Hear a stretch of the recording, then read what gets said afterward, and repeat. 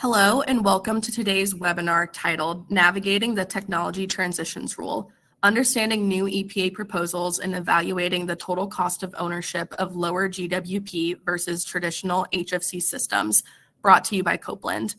My name is Jordan Heitbrink and I will be your moderator for today, with Brian Beinachek moderating the Q&A portion. We just have a few announcements before we begin.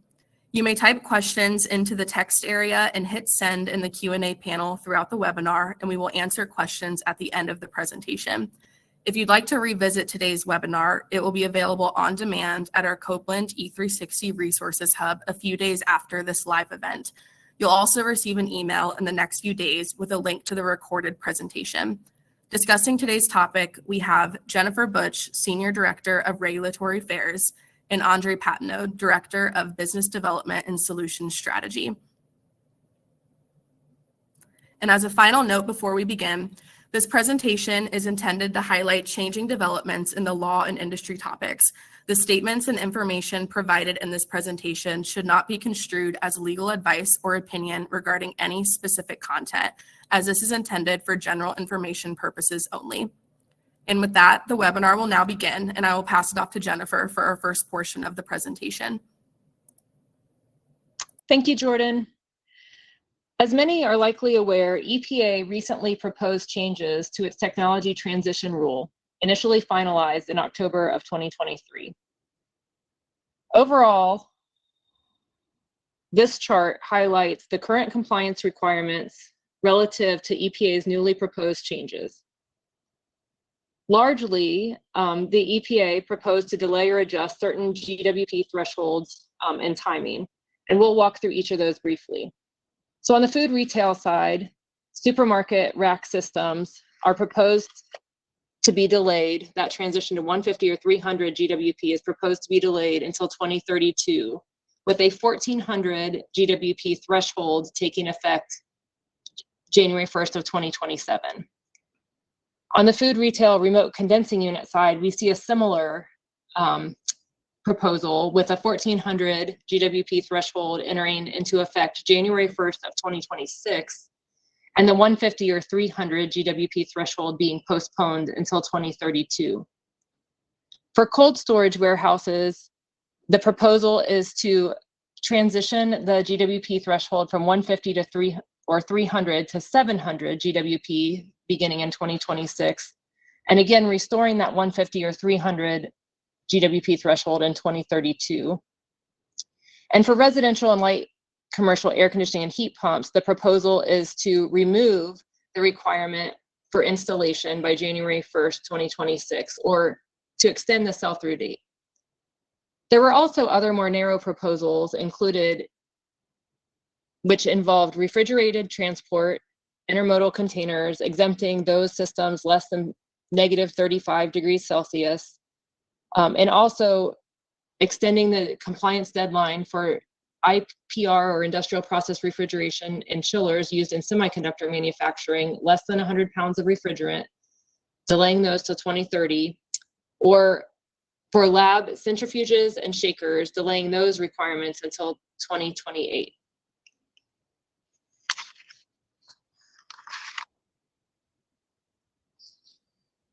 As we think about these proposed delays on implementation, we've broken it down into four key sectors here, four key segments of, why is there this consideration for the new rule? What are some potential impacts, both positive and negative? What's Copeland's response? And then what are the key regulatory timelines that we should all be paying attention to? And so the first, we're going to start in the upper left, and then we'll make our way around. So why did EPA reconsider the October 2023 rule?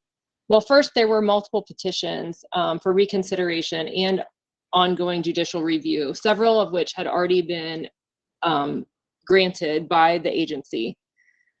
Second, stakeholders raised questions around technical feasibility and availability of compliant alternatives across the various applications.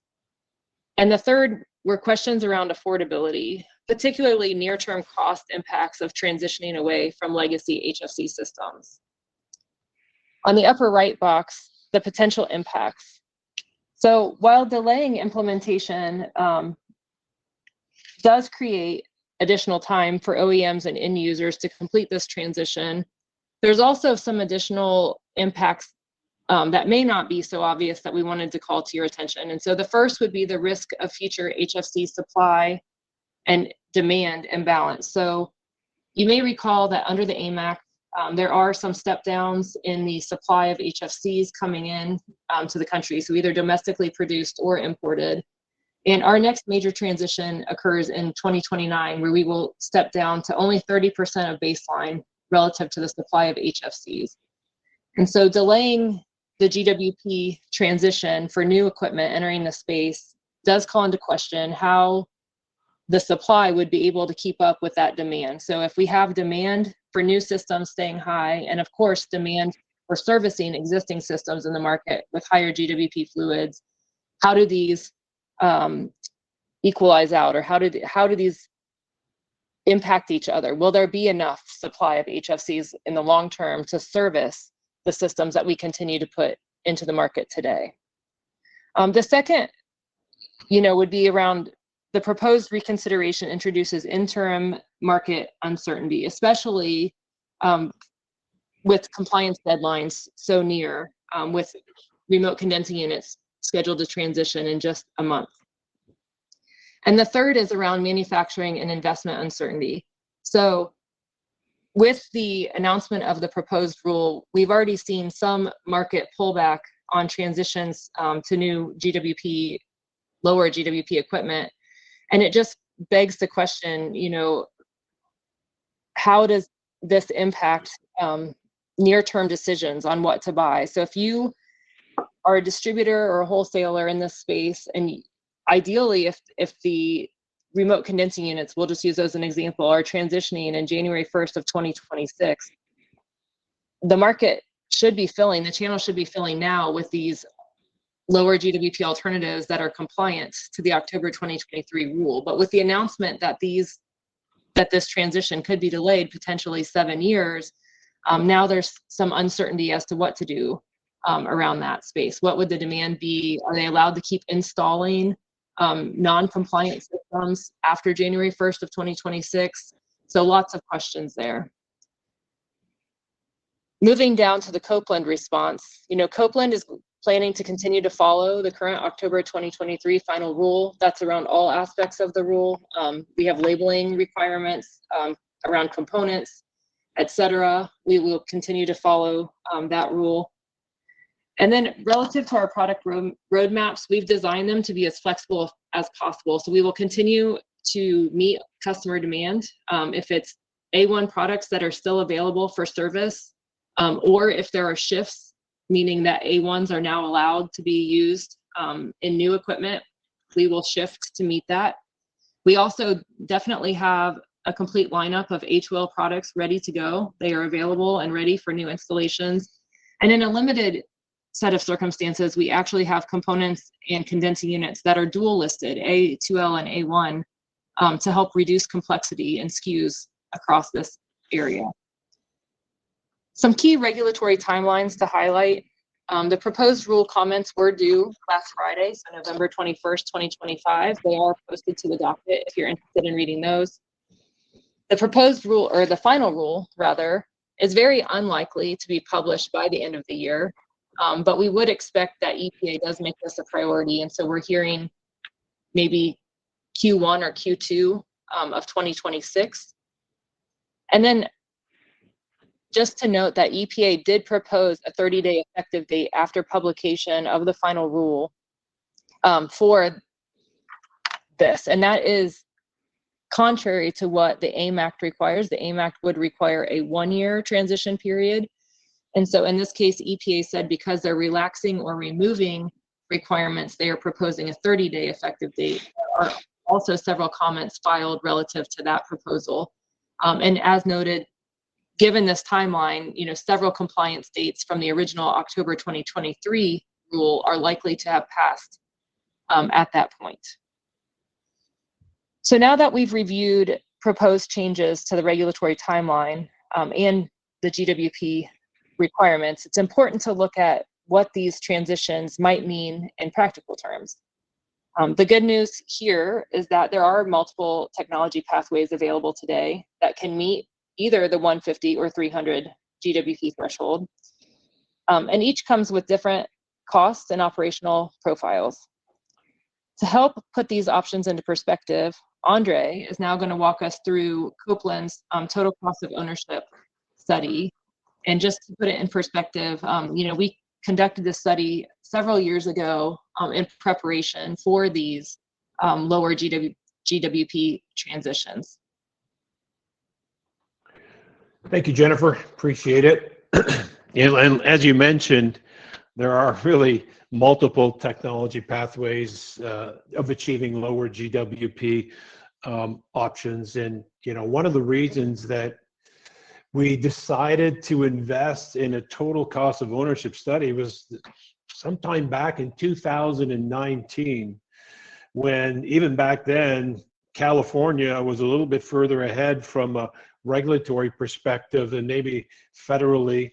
And, our customers, their end users, were weighing these different options of systems in order to meet their lower GWP requirements in California. And they came to us with confusion. They weren't really sure. They didn't really trust the information they were getting from various sources. So Copeland decided that, we don't build racks.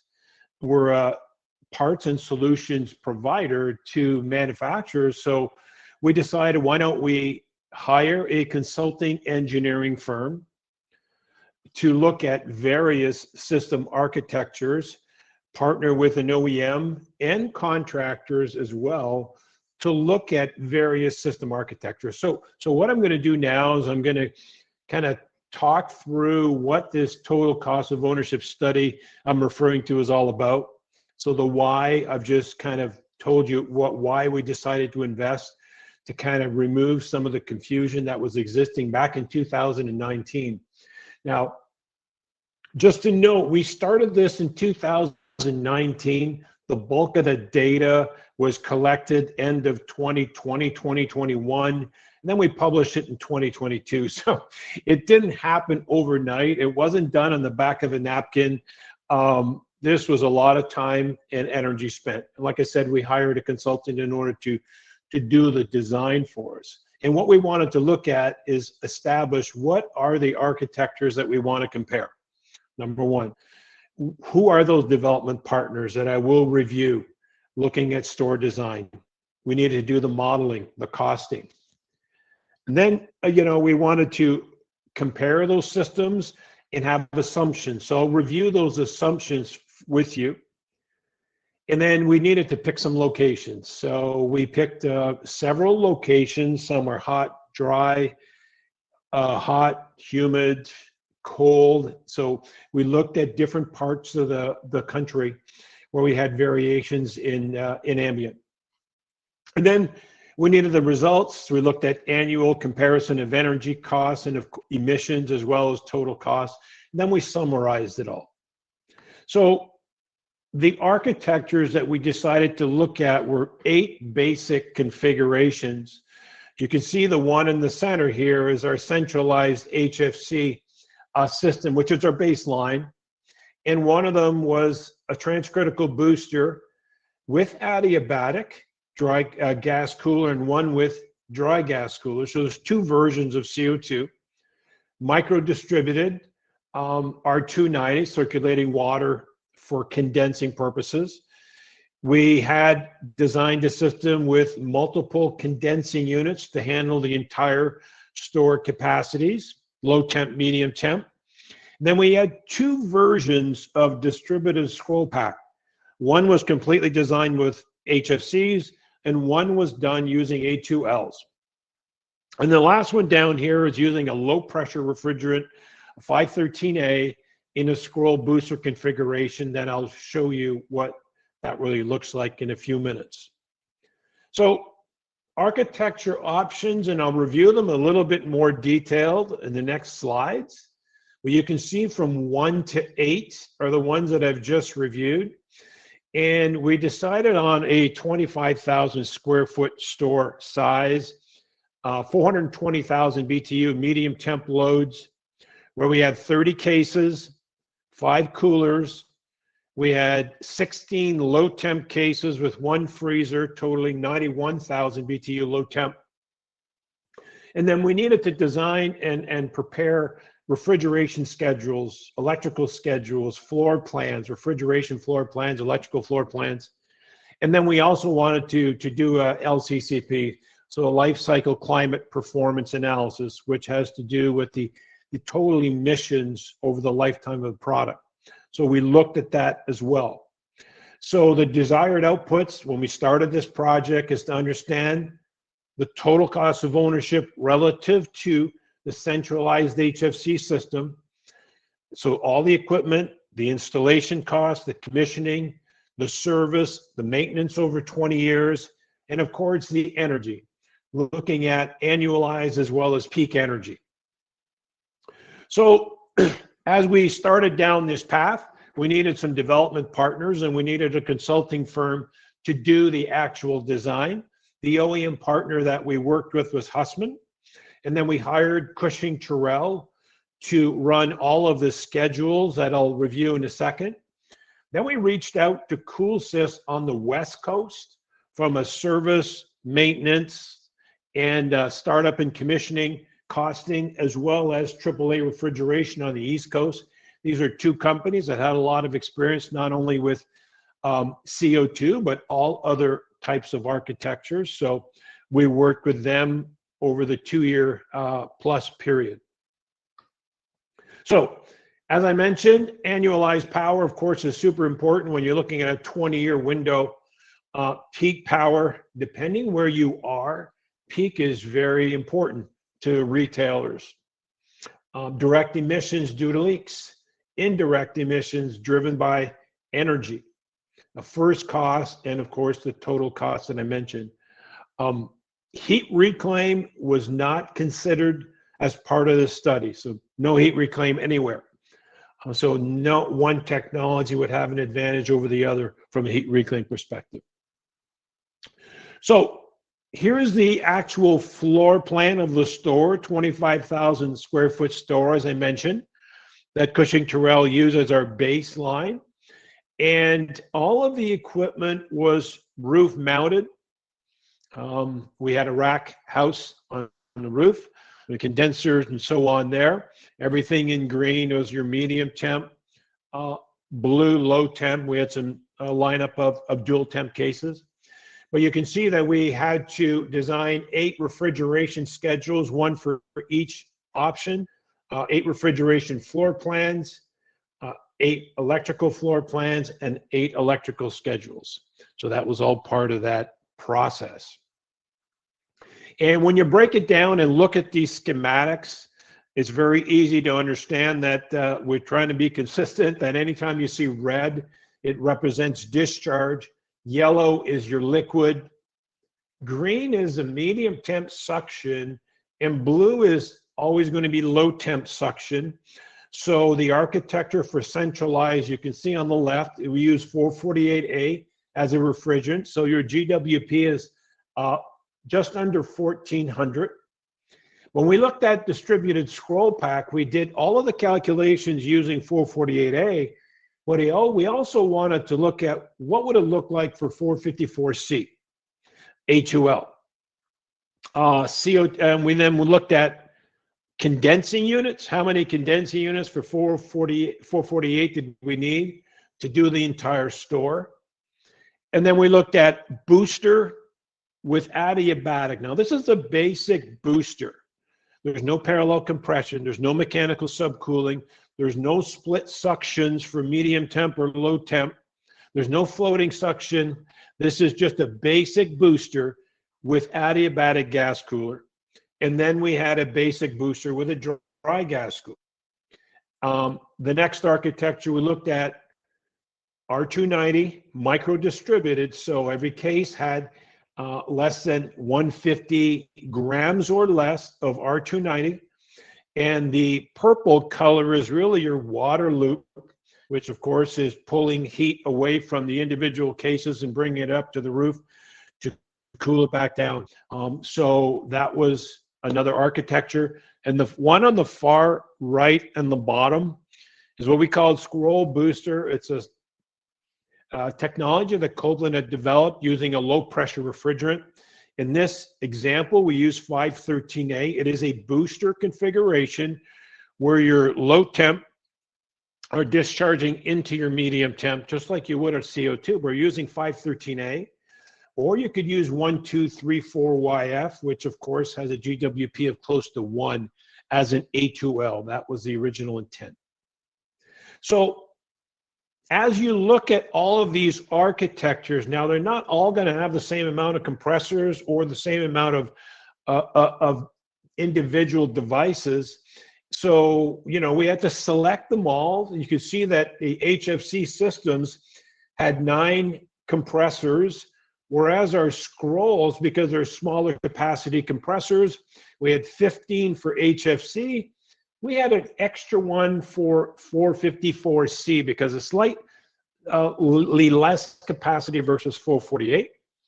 We had 27 condensing units to manage all those loads for individual 448 condensing units. And then on the CO2, we only needed 7 compressors to do the whole store, combination of low temp and medium temp. However, the R290, we had 52 different units distributed throughout the store. And on the scroll booster, because we're using a low pressure refrigerant, we needed more displacement and compression. So we had 17 compressors. The line below talks about whether we needed case controls or not. And you can see that R290 and CO2, we use case controls. The refrigerant lineup I've already talked about. And whether we needed mechanical expansion valves or electronic expansion valve was noted. And the condensing and/or gas cooler used. There's only 2 adiabatic. Micro DS used adiabatic, and so did one of the CO2 systems, as I mentioned earlier. And then at the bottom, we just kind of highlighted if you use centralized or distributed controls in the design of these stores. So that kind of sets the stage for what kind of equipment, how was it laid out, and what kind of controls that we use. But of course, we have to have assumptions on various, of course, we needed to lay out the capacities of low temp, medium temp. We needed to understand the condenser TDs for low temp and medium temp across the board. And they're slightly different depending on the equipment that you're using. For example, CO2, we use 5-degree approach TD on transcritical when it's operating in transcritical, and 10 degrees when operating in subcritical. The return gas temperatures were noted, were put into the modeling. Minimum superheats, minimum condensing temperatures, of course, are very important when you're talking about annualized energy. Leak rates, calculating your emissions. Maybe, you know, we were a little tight on the leak rates. We hear it's 20 to 25%, but in this case, we said it was going to be 15 on the high side. And micro distributed 150 gram units don't leak very much, so we rated them at 5% leakage rate. We had all of our GWPs using assessment report 4. And then our charge amounts range from 1,250 pounds to 1,400 pounds, down to R290 total store of only 23.4 pounds. So you have to have that number in order to calculate your losses and your emission rates. So this was our baseline to start from. The other thing we had to look at was, where are we going to measure, do all these calculations, these modeling, based on these assumptions in all of these cities. Now, I'm not going to talk about every single city here today because I'll bore everyone to death. But what I want to do is focus on one of those cities. So we did take Bakersfield, for example. It's a dry climate, hot, dry climate, versus Minneapolis, which is not as hot, of course. It's colder. You get more hours of operation below 60-degree ambient, for example.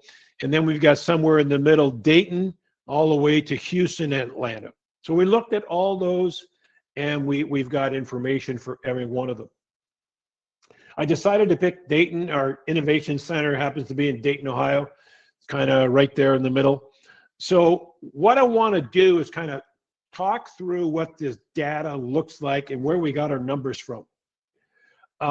So the y-axis on the left is kilowatt hours of in a year. So this is annual energy versus peak. So y-axis on the left is annual energy, peak is on the right, and your various architectures along the x-axis, starting with HFC centralized rack on the left. And as you go across from distributed scroll HFC, distributed scroll A2L, condensing units, and so on, you move to the left, you can see that very easily that from an annual perspective, at least for Dayton, Ohio, micro-distributed, because you're pumping water throughout a store, those pumping forces tend to add up from an annualized basis. But because it has an adiabatic cooler, its peak is lower than others. So, and you can see the table at the bottom where we pulled the real numbers from, annual energy, and you can see that the lowest of all happened to be distributed scroll pack A2L, which is this one here, which is just under the HFC distributed scroll pack. Looking at booster with adiabatic would be the fourth, I guess, third lowest. And even from a peak perspective, because it has an adiabatic gas cooler, has pretty good peak. And my annual energy for Dayton was calculated at 5 cents kilowatt hour, and the peak was a little over $2 a kilowatt when we did these calculations at that point in time, which is around 2021 when these numbers, we got these numbers. So that's kind of what it looks like for Dayton as you look at all the architectures across the board from an annual and peak. Then, of course, we wanted to look at emissions because some retailers have ESG goals and more looking at total emissions of their systems, and they have goals that they need to meet. So having this kind of information is important to retailers that are tracking emissions. And again, you take a look at an HFC rack with 448. Now, 448 is a 1400 GWP, not 404 at 4000. So that makes a big difference. But it was the highest from an emission perspective. Blue represents indirect due to energy, and the beige represents direct, meaning a 15% leak of 448A gives you this gray section of an HFC rack, for example. So as you look across the board, overall emissions, of course, CO2 makes sense that it would be the lowest or very close to the lowest because it has an adiabatic gas cooler. But the A2L is right, actually, was a little bit better at 37% lower than HFC.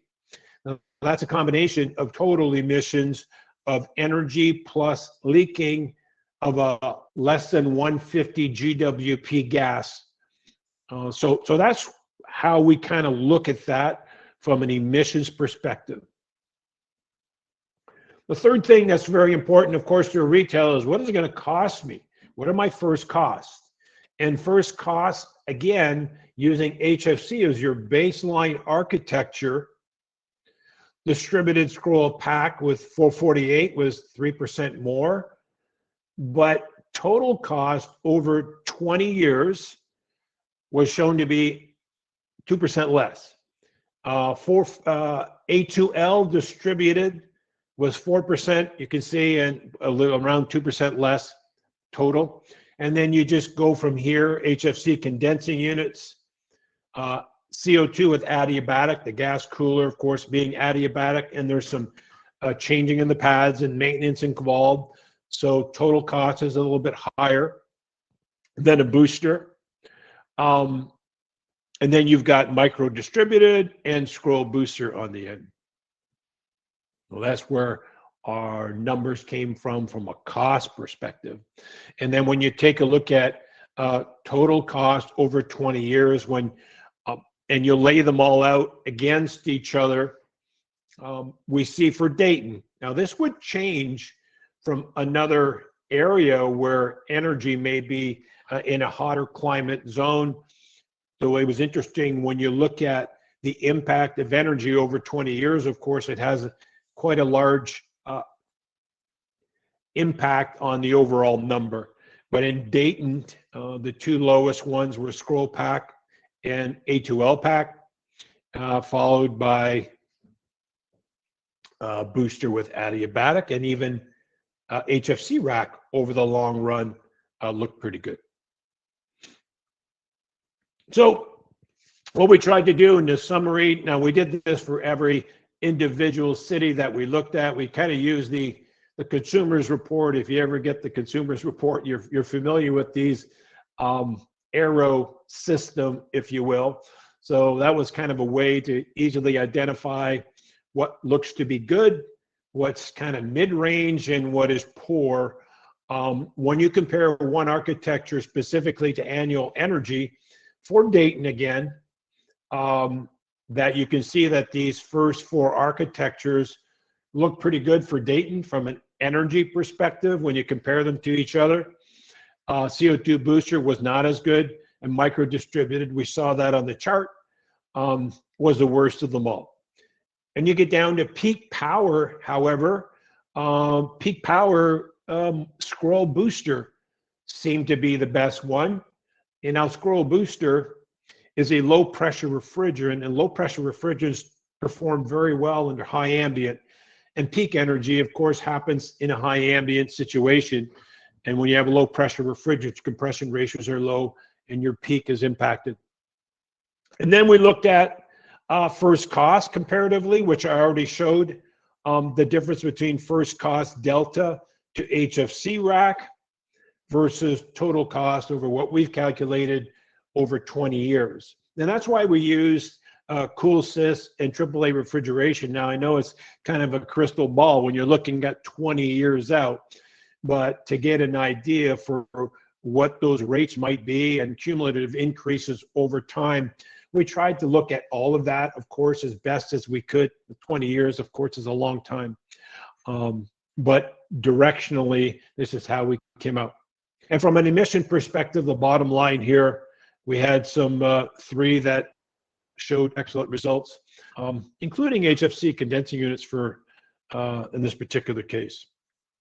So what I tried to do is, this is a pretty full chart, a kind of an eye chart here, but it's a summary of the 2022 total cost of ownership.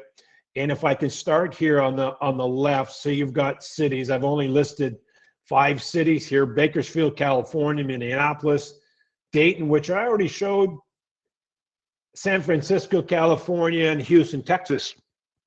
And I've reorganized them in way of cost first. So total cost is at the top of the list, followed by first cost, then annual energy, then peak energy, then emissions. So for each city. Now, I just reviewed down here Dayton. If we look at Bakersfield, which is a hot climate but dry, so the impact of adiabatic is very positive, typically in a dry climate. Total cost over 20 years is shown to be a little bit less.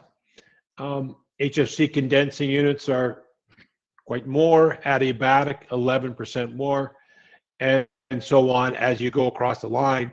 And as you come down, you can take a look at what's important. If peak is very important in California, then you've got an adiabatic booster that was excellent.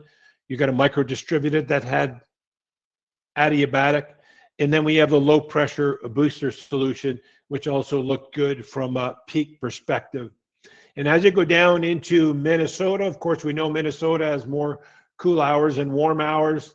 And so the numbers are slightly different from first cost and total cost, and even from an annual energy perspective. So that's why we keep saying that, you know, when you're looking at low GWP options, there's no one solution fits all. We've mentioned it many times. It depends on location. It depends on size of format. It depends on how distributed do you want your format to be versus centralized. Depends on, how much complexity are you willing to invest in or keep it as simple as possible. So depending on your individual needs and wants and tolerances, these solutions change from location to location, even end user to end user. And as Jordan mentioned, you'll have access to these numbers to take a look at and compare them. As I mentioned, these energy and cost numbers were developed around 2021 before we released them in 2022.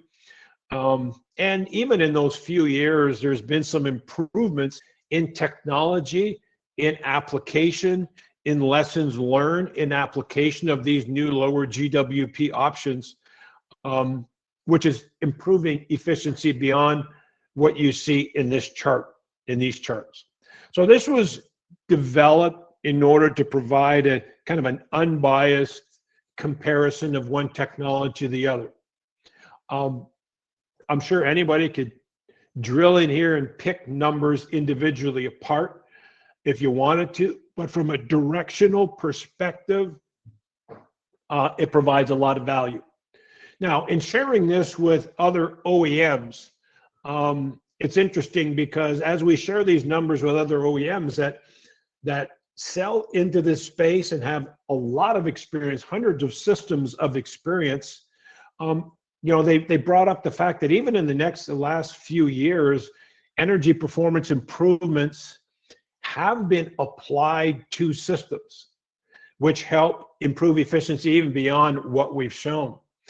And this is kind of interesting because we provided the same basic assumptions to OEMs to kind of review and rerun the numbers based on 25 lessons learned, gas cooler design changes and modulating, or not modulating, but changing approach temperatures in transcritical mode has helped to improve energy efficiencies in the last few years on the high side. And like I mentioned, originally, these systems, now I'm just talking about CO2 systems. What I've referred to in the last slide was a number of systems, but just CO2 has made some advancement just on the condensing gas cooling side, that from what this line column represents is a dry gas cooler and some efficiency improvements that have been able somewhere from 3 to 9% on dry gas cooler from a energy perspective, kilowatt hour to annualized energy perspective. With adiabatics, it ranged somewhere from less than 1% to 8%, 9% improvements. But with the big improvement on gas cooler designs and reducing TDs in transcritical mode has really helped on the peak energy. And like I said, you'll be able to review those yourself in the future looking at these. But it's interesting to see how numbers can change over a short period. And like I mentioned, there are other commissions, other studies that have been done, and Copeland have worked with 3 different consulting engineering firms to try to understand, this is specifically CO2, but to try to understand the energy implications of applying different strategies. The total cost of ownership study I just referred to is this particular one on the far left. But we did work with Henderson engineers on understanding the operational carbon and the energy implications of using CO2 for heat reclaim for space heating.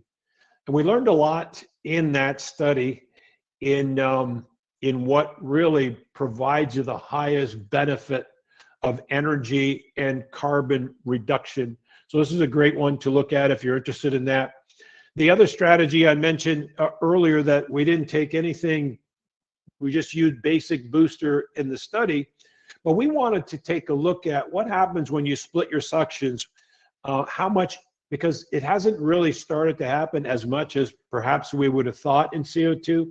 It is starting to happen. So we looked at splitting suctions, but we also looked at 0-degree superheat on medium temp evaporators. What are the impact on energy savings with a 10-degree TD evaporator on your lowest temperature load, on a 7-degree TD on a low temperature load, even a 4-degree TD on the lowest SST load? What impact does ultra-low superheat solutions have from an energy perspective? And compare that to split suction.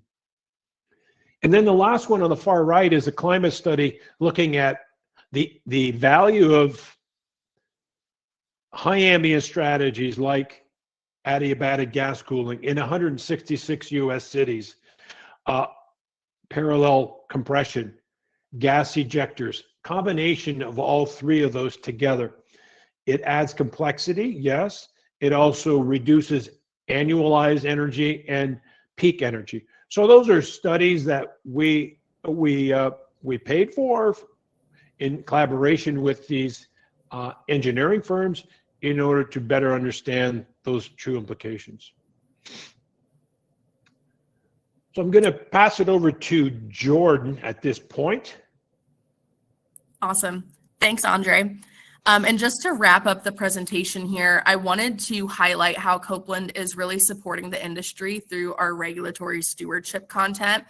And as Jennifer and Andre both highlighted throughout this presentation, as the regulatory landscape continues to evolve, it's really important for us at Copeland to ensure we're putting out the right information and resources for our customers in the industry.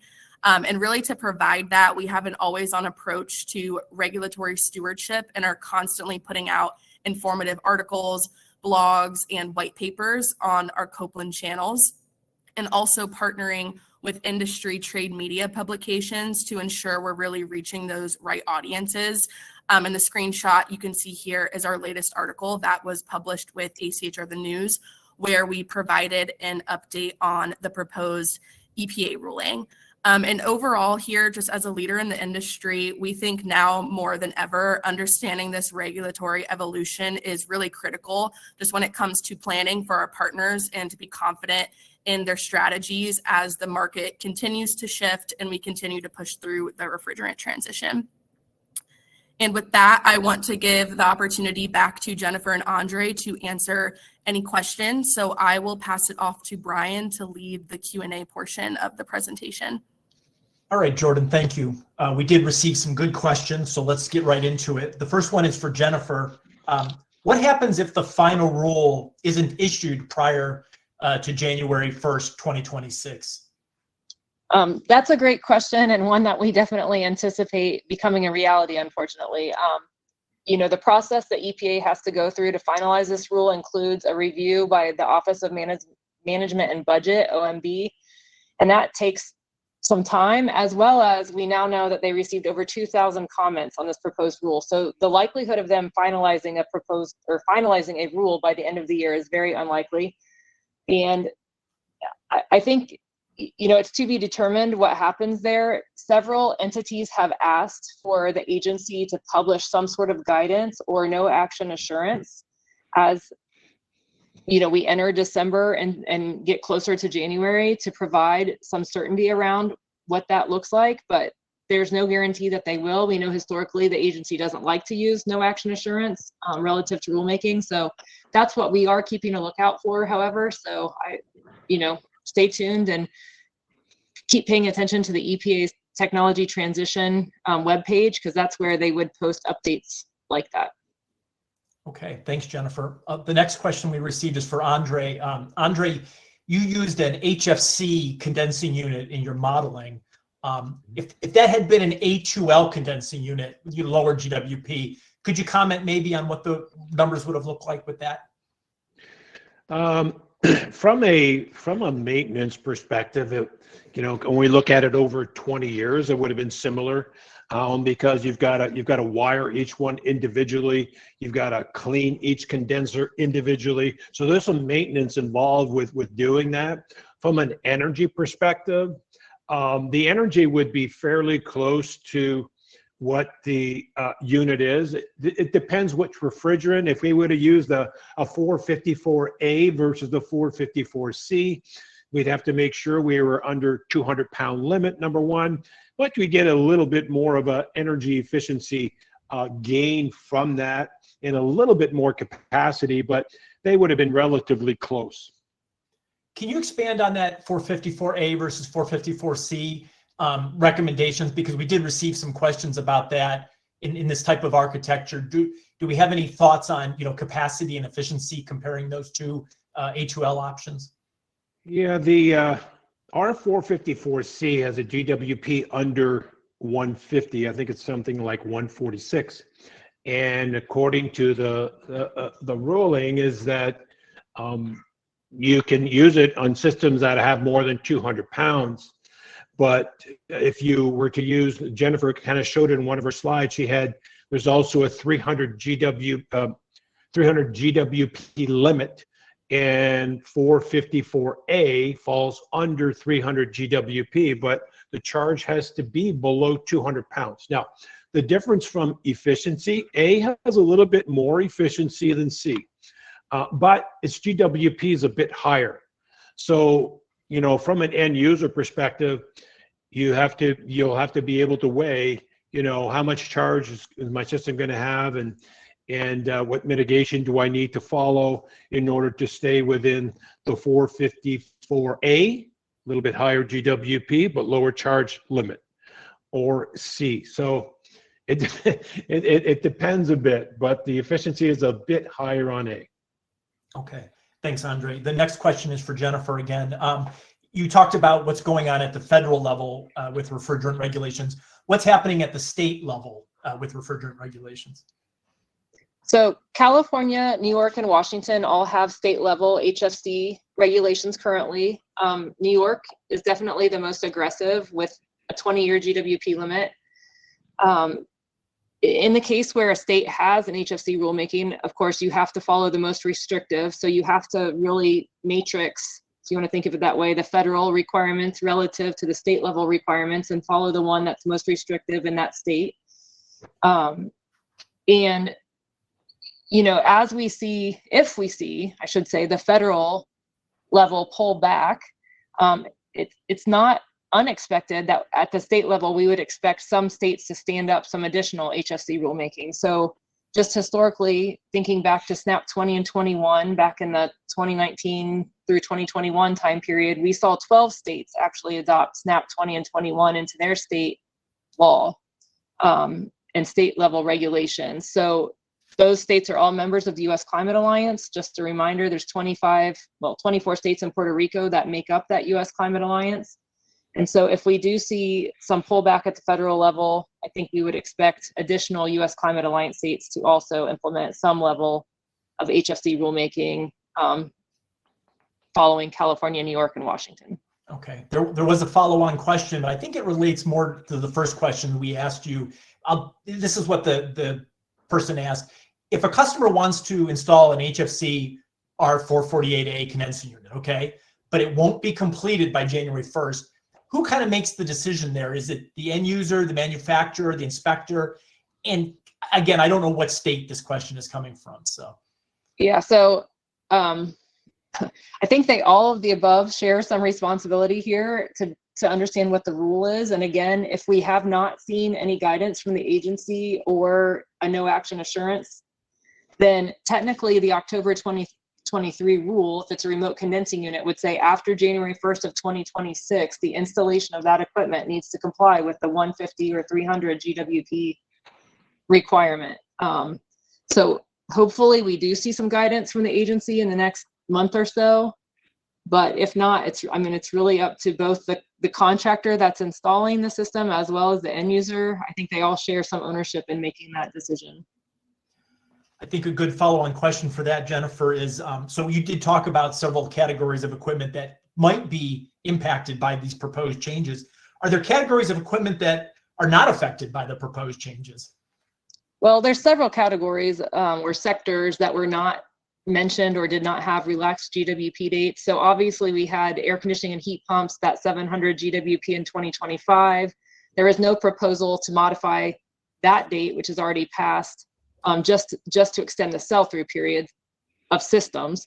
So that's good. Also, self-contained refrigeration, that date also was in 2025. So glad to see that we're not going back in time and trying to relax any of those dates. There are also several future dates. So VRF has a date coming up here in 2026, data center in 27. I think we have some other commercial refrigeration applications like automatic ice machine, food processing, ice cream makers, etc., coming up in the future. And none of those were included in the sectors that in terms of proposed revisions. Now, one other thing I will say around the relaxed installation dates or compliance relative to installation dates versus manufacturing dates is that with the proposal to indefinitely extend the sell-through period for air conditioning, there were a lot of comments received asking for that same treatment to be applied to other sectors, including VRF and some commercial refrigeration sectors. And then a few comments that broadly just said EPA should just eliminate the installation requirement across all sectors and should just focus on a manufacturing date. So again, stay tuned on what ends up being published as final, but there are definitely calls for relief in terms of installation requirements. Okay. Again, another follow-up question on that. Does the authority having jurisdiction have to also sign off on a permit if you were having a delayed install, say into January 2026 of a 448A refrigeration rack? And would the authority having jurisdiction even know what they'd be signing? It's a great question. I think they definitely have authority and play a role in this. What ability they would have to override EPA is very unclear to me.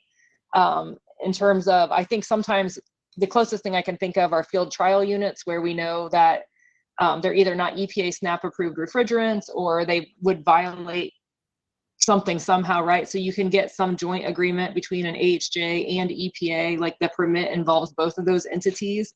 So I would imagine that in this case, you might need permission from both EPA at the federal level to say, yes, you can legally install this. And then the AHJ in this case, I don't know that they'd have many concerns with the legacy A1 HFC system being installed. It doesn't feel like a safety issue. It's more of a refrigerant compliance issue.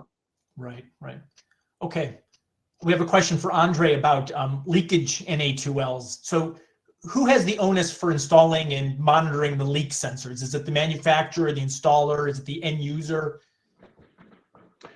In the, correct me if I'm wrong, Jennifer, but from a display case perspective, that would have to go into the manufacturers because they would need to install that in their case. And depending on where the equipment is installed, then there's some requirements around ventilation, air circulation based on the actual space where the equipment is installed in. So it may or may not need a leak sensor and valving. So there's different levels of mitigation that Jennifer's talked about many times. Maybe you could refer the M1, 2, and 3 that would fall under this category, I believe. Yeah, so if we're talking about those leak sensors that are part of the refrigerant system relative to that mitigation that Andre was just referring to, then UL 60335 2-89 does specify worst case location. So there's the NRTL that is approving this application would need to work with the OEM, with the manufacturer to specify what is that worst case location that a sensor needs to be present in. That's all defined in that safety standard. And then depending on the charge limit relative to M1, M2, and M3, which are defined in the safety standard. So how much charge would depend on what type of mitigation you need. So do you need a sensor to trigger leak mitigation? If so, what mitigation does it trigger? Is it just circulation? Is it ventilation, et cetera? And then it's releasable charge. So if there's ways that you have safety shutoff valves throughout that system or other ways to limit your releasable charge, that also factors into that mitigation system. And largely, the manufacturer is designing the equipment, but then you have a designer for this, a lot of the large supermarket systems that really needs to implement all of this successfully across the store. Good. Okay, lots of good questions and answers. Thank you. If we didn't get to your question, we will reach out to you directly. I think there's just one more question. It's for Jordan. Jordan, is there going to be a recording and materials available after today's webinar? Yes, there will be. So really just to wrap everything up, a few days or within one day, you can access the presentation on demand at our Copeland E360 Resources Hub. And then we will also be sending out a direct email communication also within either one day or a few days with a link to the recorded presentation. And also just as another reference, outside of just the webinar being available on our Copeland E360 Resources Hub, we will also have all of those engineering studies and additional white papers and articles that Andre reviewed today. So our Copeland E360 Resources Hub is where all of our content lives, but specifically this webinar recording will be hosted on there. And so with that, to wrap everything up, on behalf of Copeland, thank you all for attending today's webinar, and we hope you will join us in the future.